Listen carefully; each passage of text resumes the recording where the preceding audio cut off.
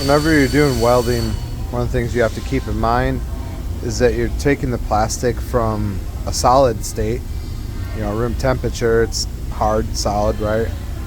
And when you do the welding, you're changing it to a liquid state to get fusion.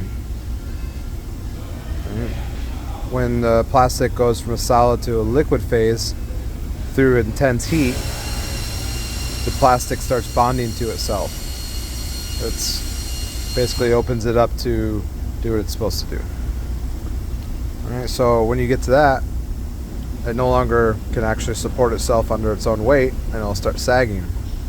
So one of the biggest things you have to remember is always bracing the area that you're going to fix. And one of the things I came up with, solution to a problem I had, was when you just put metal tape behind the weld, the tape essentially will just drop down. Right, got this metal tape here. Stuff works pretty good.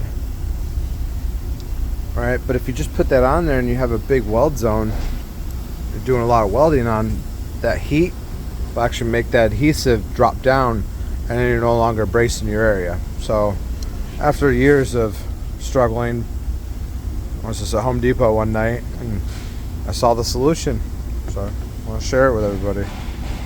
I found the solution a long time ago, but I'm sharing it in this video now. So we have these little magnets.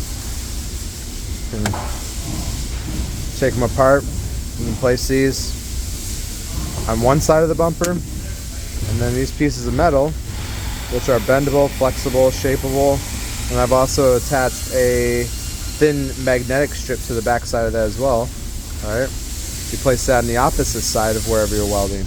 So these braces will essentially sit behind wherever it is that you're welding, and use these magnets on the opposite side of it, attach it to it, and then you're supporting the weld zone in a place not being affected by heat.